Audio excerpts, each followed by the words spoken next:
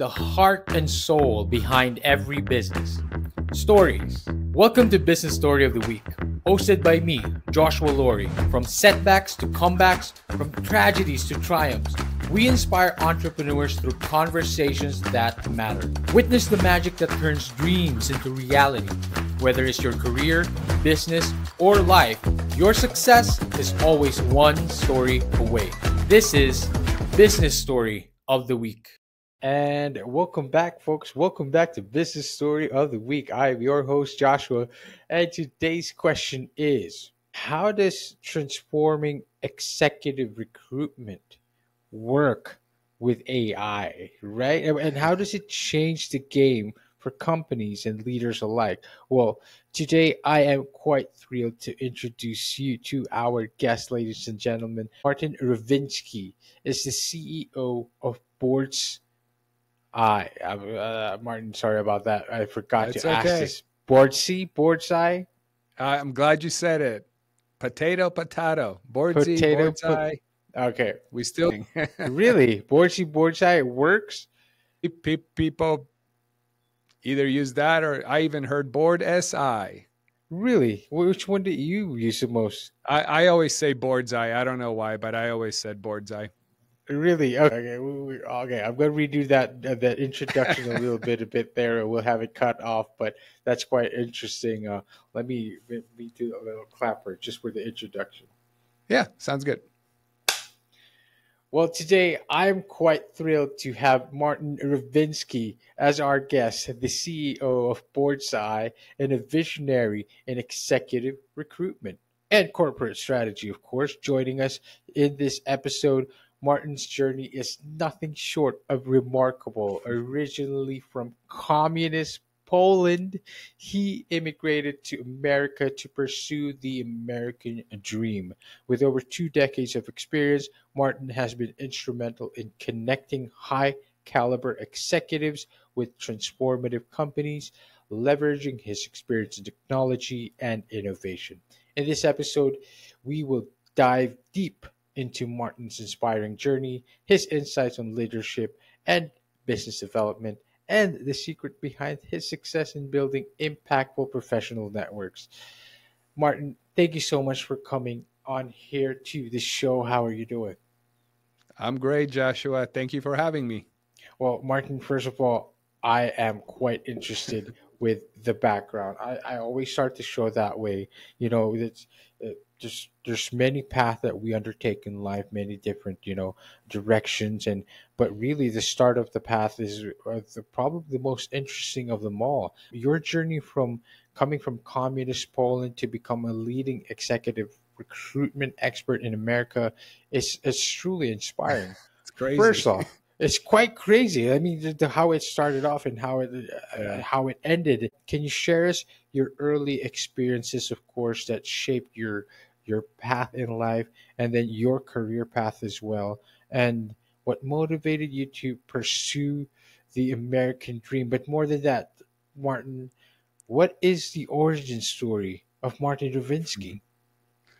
Yeah, I'll tell you what. I was born in Poland, Warsaw, and not having anything will motivate you for the American dream. So, during communism, I left in 1980. Yeah, 1980. So we were still communist. And as a kid, I remember standing in lines for food.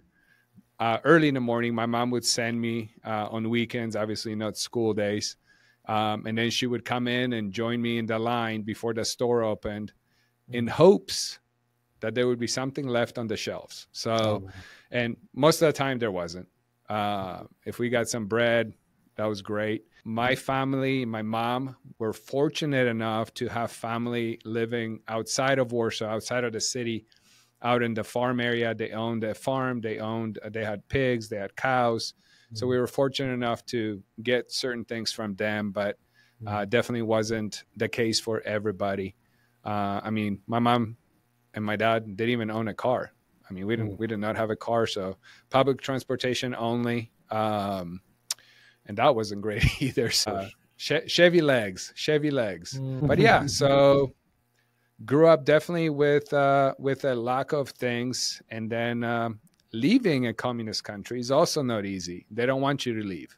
Of If course. they allowed people to leave, there'd be nobody there. So you had to trick them to leave. Hmm. We did that by saying that me and my mom were going on a vacation to go visit my sister, who Hmm. luckily escaped when she went to work for an Austrian company, and then she ended up in Italy.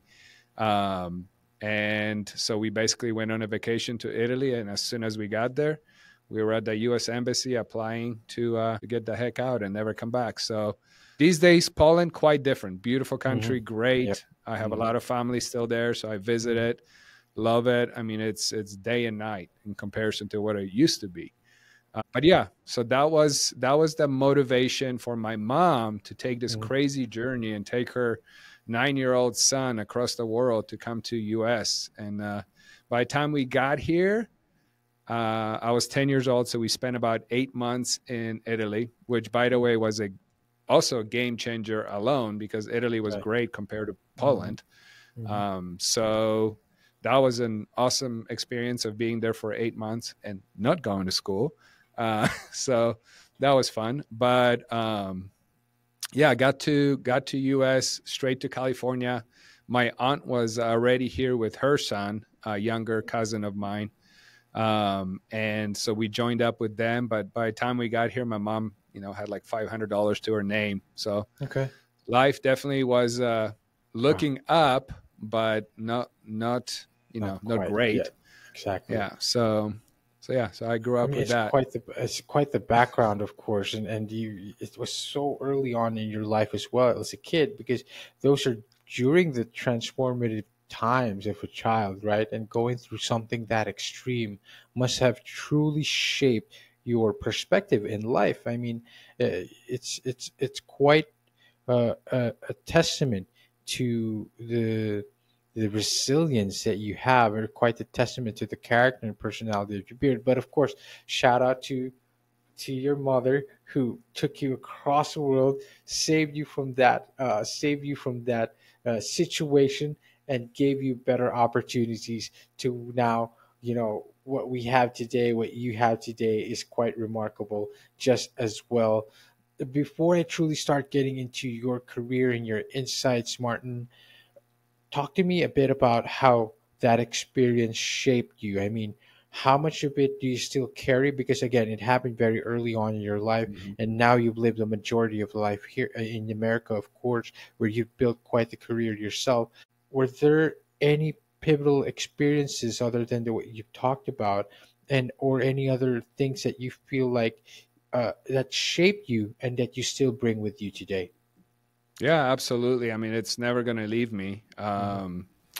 I try to focus on the positive, and I joke about it and I laugh about it. Hmm. My 8-month vacation in Italy, but it wasn't anything that I would ever forget or anything that I would, want to redo. Hmm. It because it is part of growing up. It is part of shaping who you are and building your resilience. So things definitely didn't get easy when I came to US. I didn't speak a word of English. Hmm. So it was pretty hard. And what I found was when I was in Italy, which I also didn't speak Italian, the kids there loved it. Like they were trying to teach me Italian. We Hmm. had lots of fun, played soccer, football. Uh-huh. Just was they took me in like their, lost cousin. And it was fun. It was great.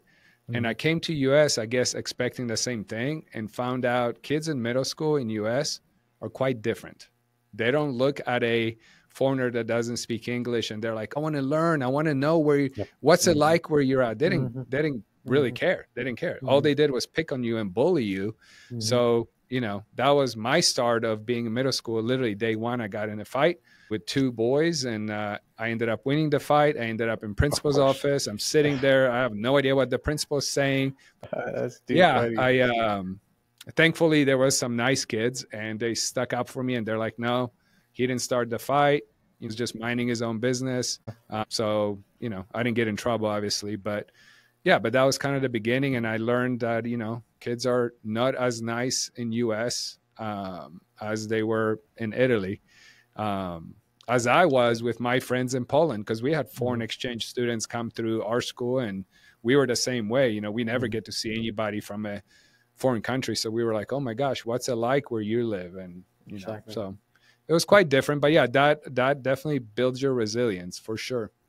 I mean, again, I love the contrast that you provided just there. Of course, like American life and American kids or European kids, but of course it's quite different. The contrast is there, and it uh, American life had its own challenges. The upbringing Yeah, had its own challenges, and the culture crash or the culture clash, so to speak, must have been a challenge for you as well because you know absolutely.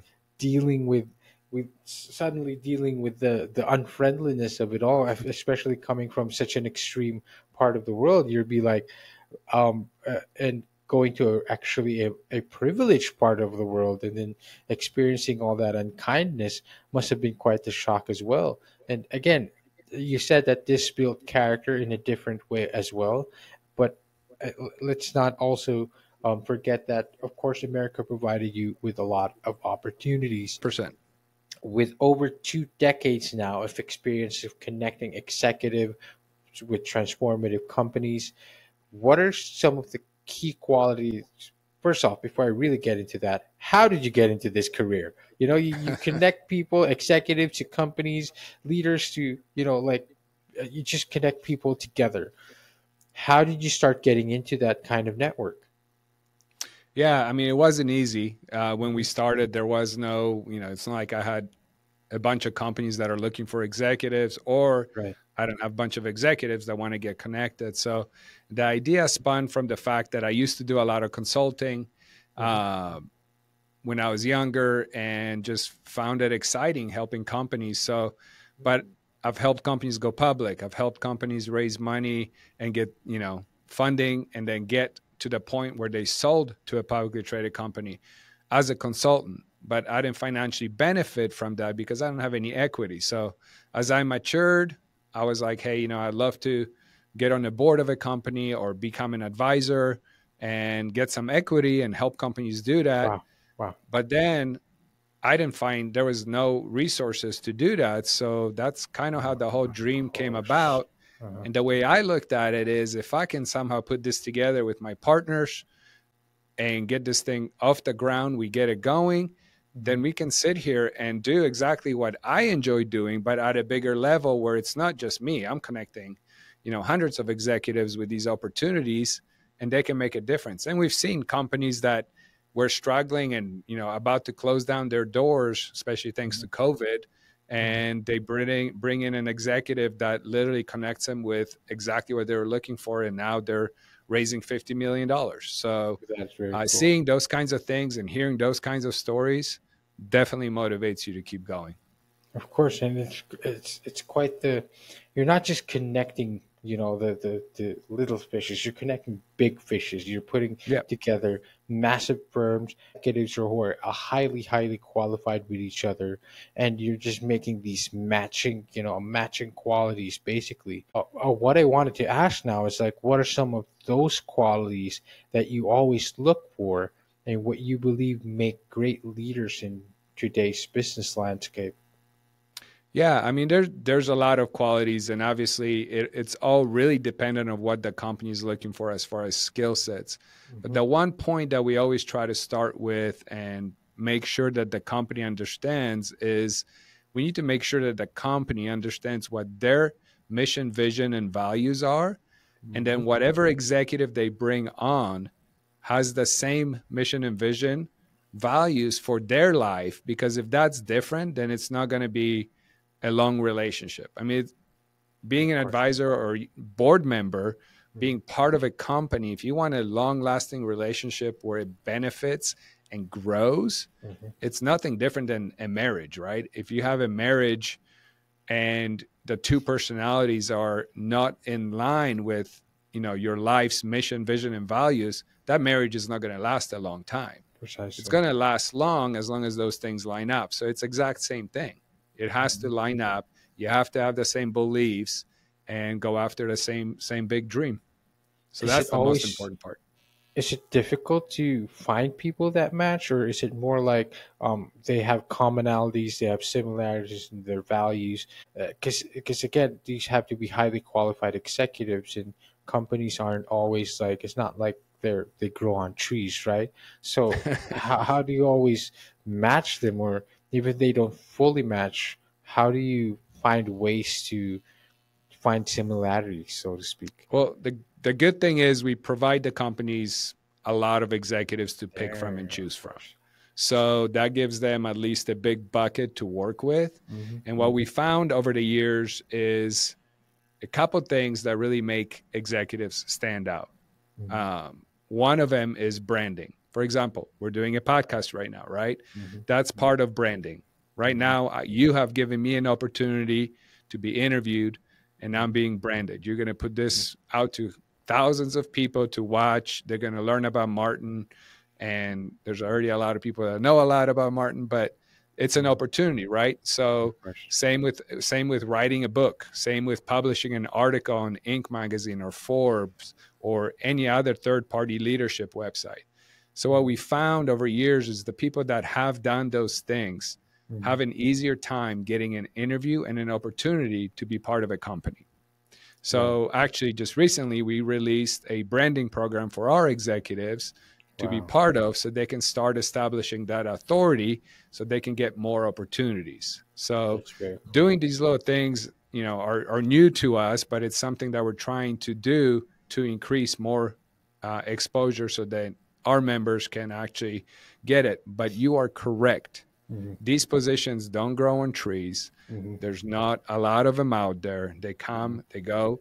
And the most important part is being patient as an executive and having a patience and not thinking that I'm a great executive. I'm sure I can get on the board within 30 days, because I'm so good and BoardsEye is so good at matching people. Well, Hmm. there's one problem. One, most CEOs didn't become a CEO in 30 days.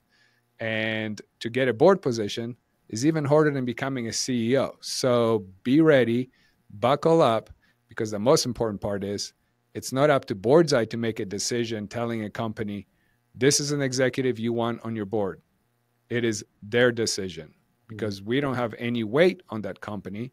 So unfortunately, we're always waiting for a third party to make the decision. So it's not always up to us.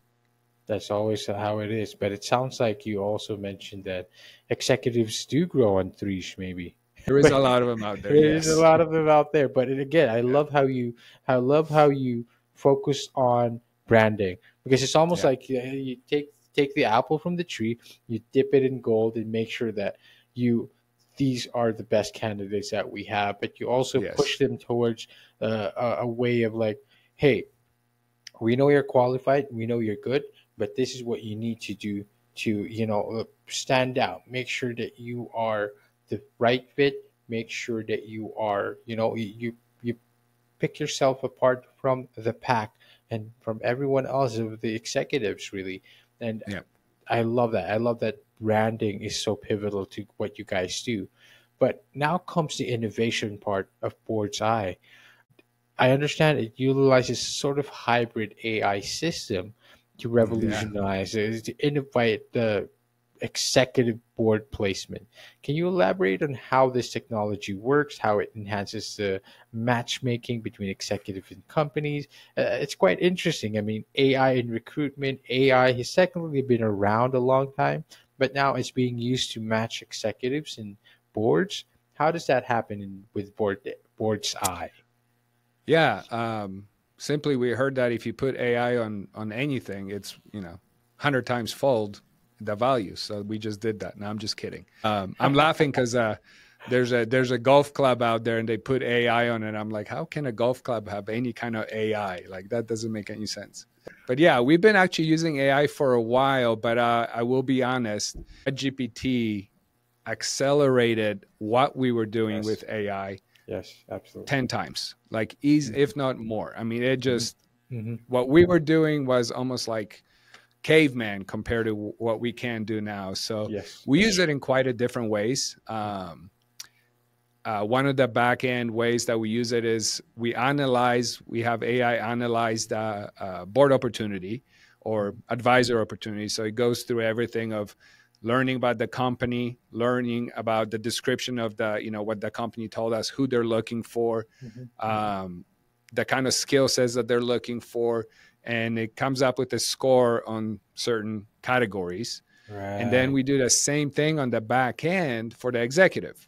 We analyze their biography. We analyze their work experience. We analyze if they had any board work. We analyze if they had any board education, which, by the way, we also have education on our as part of our members. They get access to 3 courses right now. We'll be adding more courses down the line, but right now they have 3 good courses about governance and cybersecurity. Sorry, side note. But it analyzes all those things and points and also scores the executive. It also obviously looks at industry. So when these people apply, it takes all that into effect and kind of gives you a grade of, yes, you're about 80% match for this position, you should apply, or you're 60%, your chances are not that high. Outside of that, the reason we call it a hybrid is we don't 100% rely on AI. We are still a white glove service, and there are sometimes opportunities that are not on our platform. So we actually will use AI to kind of let's put it this way, filter down the executives. Right. And then from there, we actually will go through them, sort through them. Our team sorts through them and makes suggestions to the company that these executives might be a good fit for them. So, but at least it helps filter down. So we're not looking at thousands of people. It might filter it down to hundreds.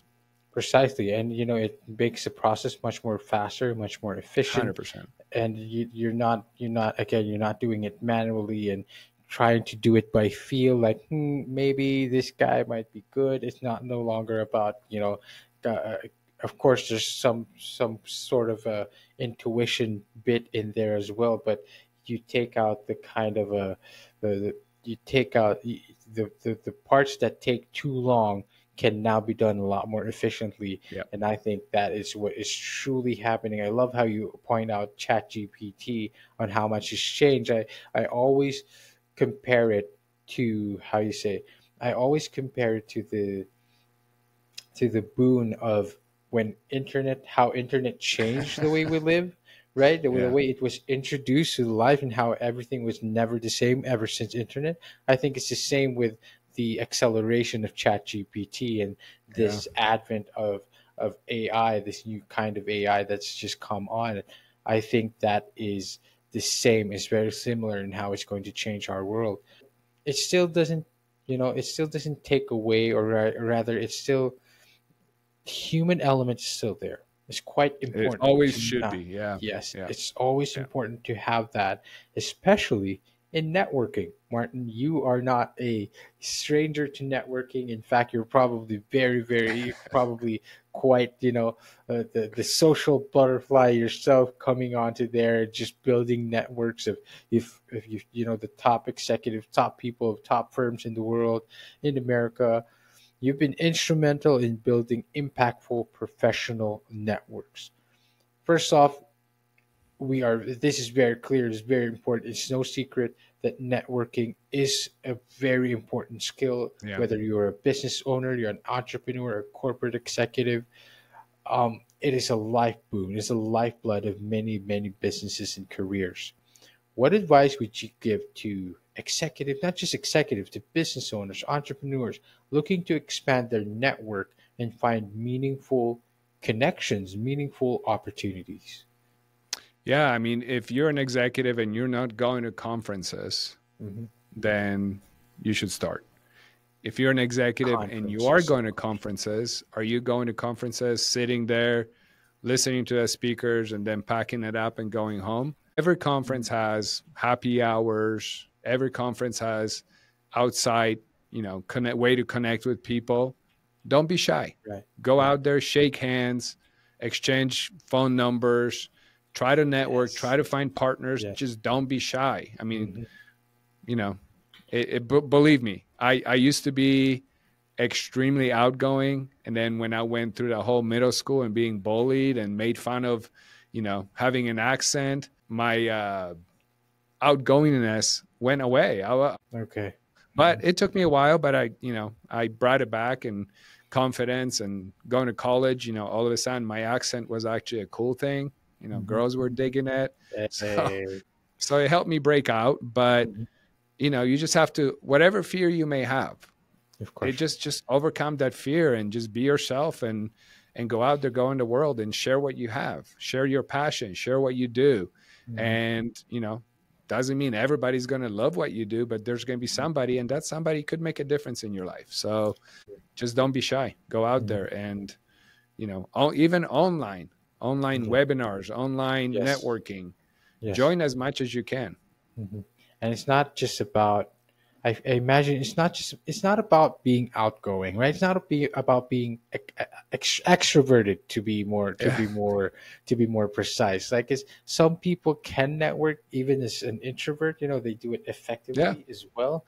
I love how you said that you used to be outgoing and then you were bullied into not being outgoing, but then you found that outgoingness inside of you. I think a lot of people are the same or similar in the sense that they feel like, they're just not, the type of person to be going out there and putting themselves out there. But if you're a business owner, if you're looking for opportunities, an entrepreneur, especially an executive, you cannot you cannot not do that. You have to put Yeah. yourself out there. It's very important because you need to be putting yourself in a position where you can basically show the world what you're capable of. And if you aren't able to handle the pressures of shaking hands with people, you know, and making connections, it's gonna be tough world for you out there. But I Yeah. love that very simplified advice that you just provided us today, Martin. You've gone with you've provided us with quite some insights today, and I love it. I love that you included your experience as well in your book. I understand you also have a book, The Corporate Matchmaker. By the way, Correct. do we need to swipe right and left on this one? It has been well received. The book, has been well received. First off, what inspired you to write it? What is the most important message you love to for readers to take away from it? What inspired me to write it? So I've always wanted to write a book, specifically The Corporate Matchmaker, Mm-hmm. but it always was in the back of my mind. My friends are always used to tell me, you got to tell your story like in detail. You got to write a book about your story. And so I've Mm-hmm. heard that for years. Mm-hmm. So I was like, there's no way, I don't have the time to do that. So what I did was I ended up writing one chapter in another book. This is prior to The Corporate Matchmaker. And the chapter was about diversity and how important diversity is for board members, for boards to be diverse. And to be honest with you, writing that one chapter, being part of a book that, featured a lot of CEOs, Uh-huh. was Uh-huh. actually fun. And I found Wow. it fun. So I was like, you know what? That was my motivation for writing an entire book. And Wow. because it's my book, I get to write whatever I want. We called it A Hey. Corporate Matchmaker, but Uh-huh. chapter one is about me and my story. Not in full detail, but a lot Okay. more than I even shared on this show. So Mm-hmm. it is an entire chapter taking people through my journey, coming from Poland. Mm-hmm. And then everything else is diving into the world of corporate matchmaking and what we do for, it covers both sides, executives, what they should look for. It covers companies, what they should look for in executives. Mm-hmm. So yeah, it's pretty detailed. I love that. I mean, it's quite the dream. Again, one of many dreams that you've pursued, and now you get to tell your story. I mean, stories are great, especially the one that you have, and it makes up our lives. It makes up the fabric of the of community, of society, and just really need to tell our stories. And there's a story to be told everywhere. Martin, it's been great. Your energy is great. Your stories are great. I love it. I wish we could touch up a bit more on that, but I'd love to give you this opportunity. Where can we find you? Where can we learn more about BoardsEye and what you guys do? And where can we connect with you? Are you on LinkedIn? Are you on Instagram? Would love to stay in touch. Yeah, I'm on almost every social platform. Mhm. I use LinkedIn primarily. So LinkedIn, if you just look up Martin Rowinski, it's one profile with my picture. For a while, there was a fake Martin Rowinski out there, but it didn't have a picture. So, so I use LinkedIn the most. I'm the easiest to find there. I also have my own website, personal blog, a bunch of articles and resources, everything I've written for Forbes, Inc. magazine. It's all on there, and even other articles that I've written. So that's on martinrowinski.com. Corporate website is boardseye.com, boardsi.com. You can learn everything about what we do there. And if you're a company looking for executives, board members, advisors, just go right to the website. If you're an executive looking to join a board, go to the website and schedule a call with us. So, yeah, pretty easy. And Instagram, I'm on there too, but I haven't posted in quite a while. All right. Well, okay. Well, first of all, Martin, again, thank you so much for the background. I love it, and I'm very grateful that we had the opportunity to talk about that, and you got to share that story here today. And to all our audience and listeners, connect with Martin. Go look for him on Instagram, Martin Rowinski, on LinkedIn as well. By the way, make sure you connect with him there. Stay in touch, and on BoardsEye, his website. Company website, boardseye.com. Martin, anything else? One last bit of wisdom for our audience and listeners today. What would it be? Take us home. Don't ever give up. If you think you failed, it is just a stepping stone to success. I love that. Martin, thank you so much for coming on the show, and what a way to close it. Awesome. Thank you. And to all our audience and listeners out there, see you on the next one. All right, so here's the thing. We try to get a little bit better every day, but we can't do it without you. So if you like the video, make sure to like and subscribe below. And if you have any comments, just leave them in the space under.